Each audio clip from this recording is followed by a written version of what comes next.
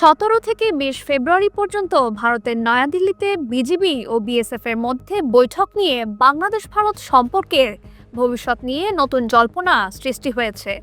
এই বৈঠকে বাংলাদেশের বিজিবি শক্তভাবে অবস্থান নেবে এবং তাদের অবস্থান স্পষ্টভাবে তুলে ধরবে। এর পাশাপাশি সাবেক প্রধানমন্ত্রী শেখ হাসিনার শাসনামলে ভারত কখনো কখনো বড় ভাইসুলভ শাসননীতি অনুসরণ করলেও এখন সেই অবস্থান থেকে সরে আসবে কিনা তা নিয়ে প্রশ্ন উঠছে। বিজিবি ও বিএসএফ এর সম্পর্ক বহুদিন ধরেই উত্তেজনাপূর্ণ। বিশেষ করে সীমান্তে একের পর এক উস্কানিমূলক ঘটনা ঘটিয়ে আসছে বিএসএফ। সীমান্ত হত্যা, ভূমি দখল এবং শূন্যরেখায় কাঁটাতারের বেড়া নির্মাণের মতো তাণ্ডবের ঘটনায় বিজিবি বহুবার ধৈর্যের পরীক্ষা দিয়েছে। তবে বিজিবি তাদের অবস্থান পরিষ্কার করে জানিয়েছে, সীমান্তের জমি রক্ষায় কোনো ছাড় দেওয়া হবে না।